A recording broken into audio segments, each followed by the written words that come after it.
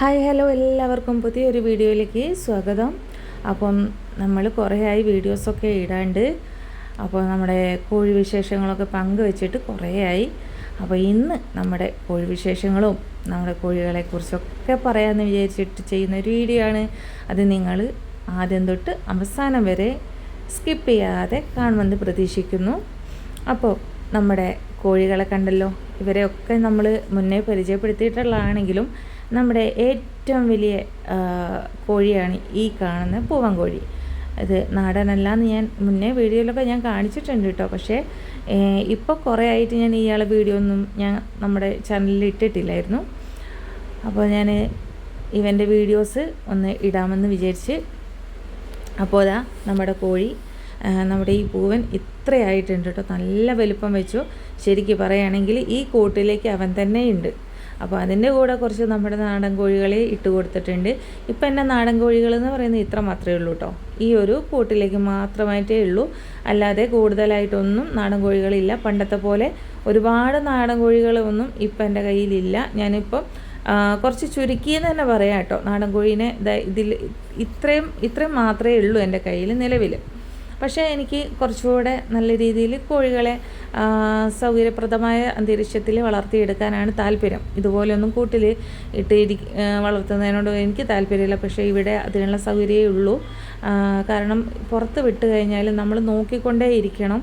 അതിനുള്ള സമയം അല്ലെങ്കിൽ അതിനുള്ള സാഹചര്യം ഇപ്പം ഇല്ല. കാരണം എനിക്ക് ഷോപ്പിൽ പോകേണ്ട ആളെ കൊണ്ടും അങ്ങനെ വീട്ടിലാരും ഉണ്ടാവില്ല. അതുകൊണ്ട് ഞാൻ ഇതിനെ ഇവരെ എല്ലാവരും ഇതേപോലത്തെ കൂട്ടിലാണ് ഇട്ടത് കേട്ടോ. ഇതാകുമ്പം വെള്ളവും കിട്ടും, ഫുഡും കൊടുക്കാൻ സുഖമാണ്. അപ്പോൾ ഇവർക്ക് പുറത്തേക്ക് പോകാൻ പറ്റില്ല എന്നുള്ളൊരു ബുദ്ധിമുട്ടേ ഉള്ളൂ. കാരണം പുറത്ത് വിട്ട് കഴിഞ്ഞാൽ ഇവരെ പിടിച്ചുകൊണ്ടുപോകാൻ നായായാലും പൂച്ച എന്ന് വേണ്ട ഒരു കാടൻ പൂച്ച പോലത്തെ സാധനം, അങ്ങനത്തെ എന്തൊക്കെയോ സാധനങ്ങൾ ഇവിടെ ഉണ്ട്. കുറുക്കനും നായയും അങ്ങനെ എല്ലാ ജീവജാലങ്ങളും ഉള്ളതുകൊണ്ട് ഇവരെ ഞാൻ പുറത്തേക്ക് വിടാറില്ല. പുറത്ത് വിട്ട് കഴിഞ്ഞാൽ അവരെ പിന്നെ തിരിച്ച് നമുക്ക് ഇങ്ങോട്ട് കിട്ടാനും ഉണ്ടാവില്ല. അതുകൊണ്ടാണ് ഞാൻ പുറത്ത് വിടാത്തത് കേട്ടോ. അപ്പോൾ ഉള്ളതിനെ നമ്മൾ കരുതലോടുകൂടി നോക്കാമെന്ന് വിചാരിച്ചിട്ടാണ് ഇതുപോലെ ഒരു കൂട്ടിലേക്ക് ആക്കിയത്. ഇത് ശരിക്കും BV380 കൂടാണ്. BV380 ഒരു കള്ളി കൂട് നമുക്ക് കോഴികളെ ഇടാൻ ഇല്ലാത്തത് കൊണ്ട് നമ്മൾ ഇവരെ ഇതിലേക്ക് ആക്കി കേട്ടോ. ഇവർക്ക് വേറെയും കൂടുകൾ ഉണ്ടെങ്കിലും അതൊന്നും ഞാൻ പിന്നെ ഈ ഒരു കൂടാകുമ്പം എല്ലാം കൂടെ ഒരു സൈഡ് തന്നെ ആവുമല്ലോ. അങ്ങനെ ഫുഡൊക്കെ കൊടുക്കാനും നമുക്ക് എളുപ്പമായതുകൊണ്ട് ഞാൻ ഇവിടേക്ക് തന്നെ മാറ്റിയതാണ്. അത്യാവശ്യം നല്ല സൗകര്യത്തിലാണ് അവരൊക്കെ ഉള്ളത്. പിന്നെ നാടൻ കോഴികളൊക്കെ ചെറുതാണല്ലോ.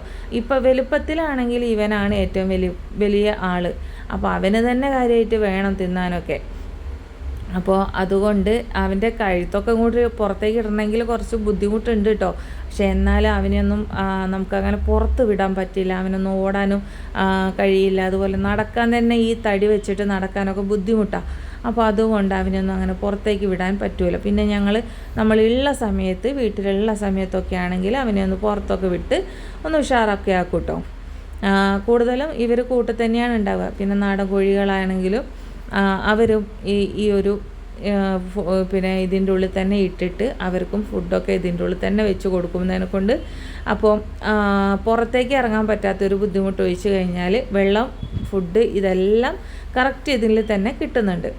അപ്പോൾ ഇവരെയൊക്കെ എനിക്ക് ഇങ്ങനെയൊന്നും വളർത്താനല്ല താല്പര്യം. പക്ഷെ പുറത്തേക്ക് വിടാൻ പേടിയായത് കൊണ്ടാണ്. കാരണം നമുക്ക് ഇവരെയൊക്കെ ഇതുപോലെ തന്നെ കാണാൻ ആഗ്രഹമുള്ളതിനെ കൊണ്ട് ദിവസേന നമ്മളെ കോഴികളെടുത്തൊക്കെ ഈ കുറുക്കനായാലും അല്ലെങ്കിൽ നായകളായാലും ഒക്കെ വന്ന് നോക്കാറുണ്ട് കേട്ടോ. പക്ഷേ കൂട്ടിലേക്ക് പിടിച്ചാൽ കിട്ടാത്തതിനെ കൊണ്ടാണ് അതിറ്റുങ്ങൾ ഒന്നിനും മെനക്കെടാത്തത്. അതുകൊണ്ട് അങ്ങനെ കഴിച്ചിലായി പോവുകയാണ് നമ്മുടെ കോഴികൾ.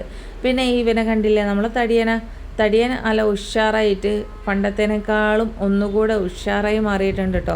ശരിക്കും പറയുകയാണെങ്കിൽ മറ്റുള്ള നാടൻ കോഴികൾക്കൊക്കെ ആണെങ്കിൽ ഈ പുറത്തേക്ക് ഇറങ്ങിയിട്ട് കഴിക്കാൻ പറ്റാത്ത, നടക്കാൻ പറ്റാത്തതൊക്കെ ചിക്കിപ്പെറുക്കി നടക്കാൻ പറ്റാത്തതിന് ബുദ്ധിമുട്ടുണ്ട്. പക്ഷേ ഇവനെ സംബന്ധിച്ച് വേറെ ഒരു ബുദ്ധിമുട്ടുമില്ല. തിന്നാൻ കിട്ടിയാൽ മാത്രം മതി.